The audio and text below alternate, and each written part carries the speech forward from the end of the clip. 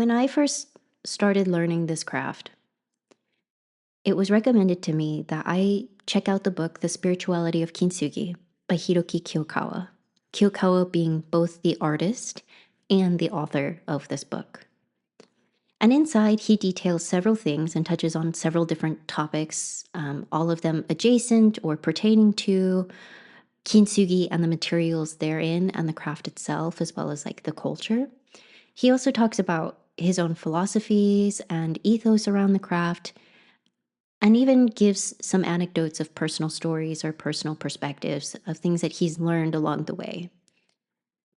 But for me, especially as someone who had just begun this journey and had a lot of bright-eyed, slightly misguided ideas of what the craft was, one story really stuck out to me, and it was about Kyokawa's earliest days as an apprentice.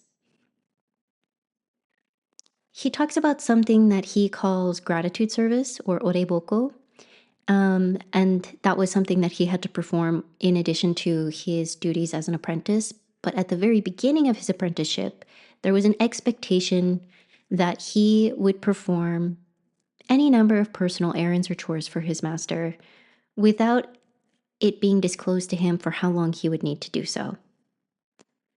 So there were like 2 years that would go by of him just cleaning his teacher's house, polishing his teacher's bicycle, really menial things. And this entire time, he's forbidden from stepping foot in the studio and the workspace. But eventually, over time, Kyokawa gets an invitation from his master for tea service, and his master serves him tea. During the service, they chat a little bit, and then his master tells him, hey, starting from tomorrow, take next week off. And at that time, a young Kyokawa was like, great. Absolutely not going to question that at all, even though this is very out of character for my teacher. So he excitedly goes into the next day just to come down with probably one of the worst fevers he's ever experienced. He's got this fever, he's going in and out of it, he's also breaking out in a rash, and it turns out that the reason for this is that during tea service, his master had served him from a freshly lacquered tea set. And this matters because the lacquer that is used in kintsugi as one of the most primary and fundamental materials, like it's very foundational to every step of the process, is made from something called urushi sap. And urushi comes from a tree that's in the same family as poison ivy or poison oak. It's the Rhodedendron Toxicodon. So in an uncured state, urushi is very toxic. It's hazardous. So if you get it on you, you're very likely to get contact dermatitis, especially if you have very sensitive skin or just like very sensitive to pollen or just natural allergies. And it's really not advised that you ingest any amount of this.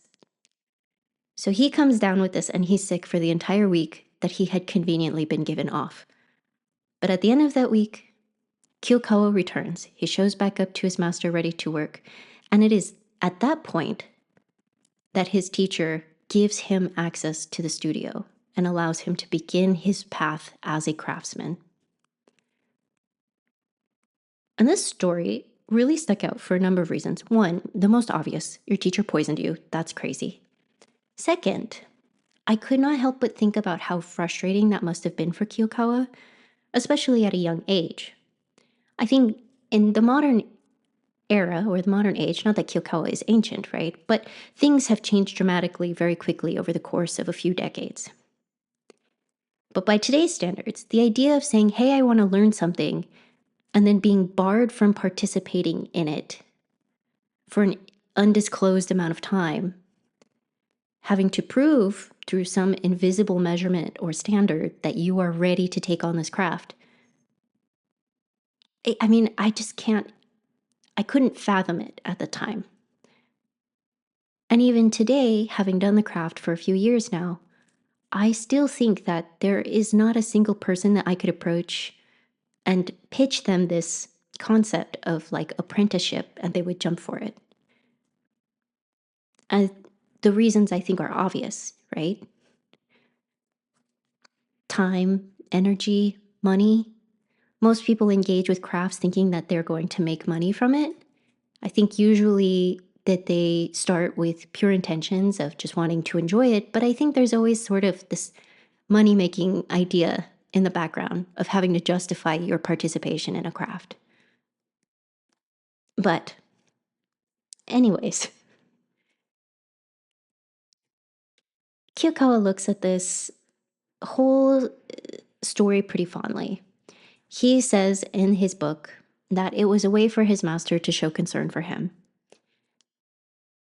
And I think that that's true. I do agree with him. I agree that it was a way for his master to teach him something that is very intrinsic to pursuing any kind of craft or art medium, but just in general in life, right?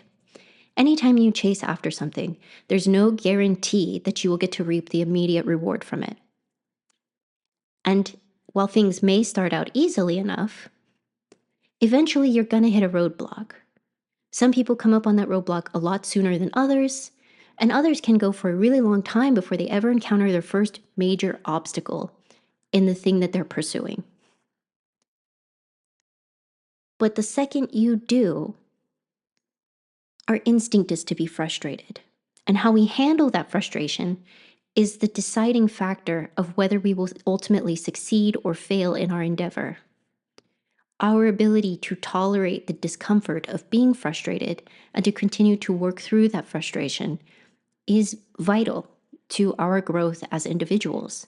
And that could be as an individual participating in a craft, as an individual participating in an art medium, as an individual participating in society, in relationships, participating in the growth of our own self. If we cannot handle the discomfort of being met with some level of resistance, we will ultimately fold. So, as a personal example, when I first began my journey with art, I started with drawing. I think that's pretty standard for most people. One of the very first art tools you receive as a person is just some kind of writing implement. And if that's a crayon, it counts. But I started with drawing and I enjoyed it a lot. And in the beginning, I showed a very natural aptitude for art and I received a lot of compliments. I don't think that I'm amazing or that I was amazing, but there were many things that just seemed to sort of come without having to think very hard about them. But there did come a day when that stopped being true. And when that stopped being true, instead of embracing that, I pivoted to only drawing the things that I knew I was good at. And I just sat comfortable there for a long time. And eventually that got very boring. And I stopped feeling motivated to draw or inspired to draw. I stopped finding it. I stopped feeling called to draw something. And so it sort of fell by the wayside. I would doodle here and there. It never fully went away, but I never challenged myself again. And I moved on to different mediums. I tried photography, and I tried writing, and I tried theater and dance. There were so many different avenues of self-expression that I had gone into. And in all of them, I found a modicum of success and natural aptitude. But there were many instances in all of those different mediums where things got hard. And I let the frustration get in my way. I came up with excuses instead of spending that time and energy maybe thinking about how to overcome some of these things. And some of it I also just comforted myself with, it'll always be there. And that is kind of true as well. But I wanted them to work themselves out so that I could easily come back and just enjoy it again. And that never really happened. Inevitably, years later, I had to make the decision to choose to come back to whatever craft. I found way more enjoyment and success. I was able to overcome some of those blockages. Some of them I'm still working on. But it was a huge turning point for me in my relationship with my own artistic expression. Because a lot of people, and artists are not exempt from this way of thinking, believe that art is this free-flowing thing. It's, it sits outside the rules of mundanity, that as a creator, you can just create, and that in the action of creating, you are never depleted, that you never feel dissuaded or demotivated, discouraged, any of those things. That if you hit a plateau in your abilities, you just take it in stride. Instead, art gets treated like a sort of state of mind or a lifestyle. And I think that sometimes people believe that artists or creative people just sort of breathe, and that they pull this drive to create straight from the atmosphere.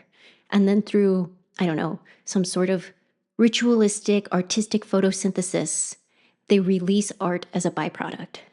And that it just happens without thinking about, planning, logistics, or the significant amount of effort that getting from point A to point Z might take. But at the end of the day, artists are just regular people, doing regular people things and experiencing regular people stuff. They also have to think about the dishes and planning out next week's meals, or being tired, or broke, or maybe having a boss who just keeps breathing down your neck.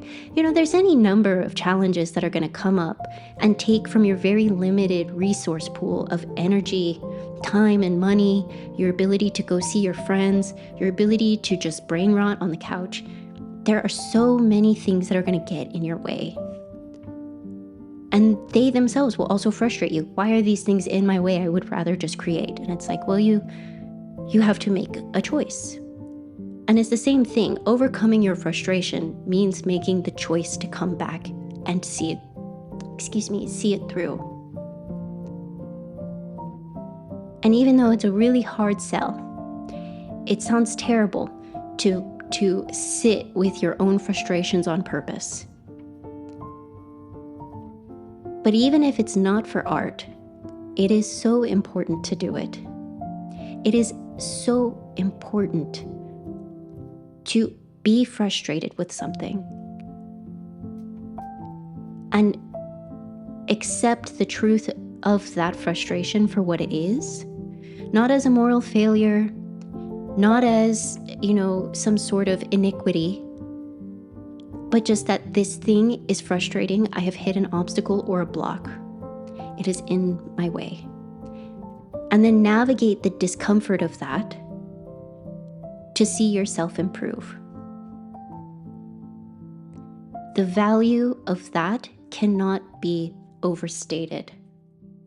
Your projects, your ideas, your relationships, yourself, all of these things are worth a reasonable amount of frustration.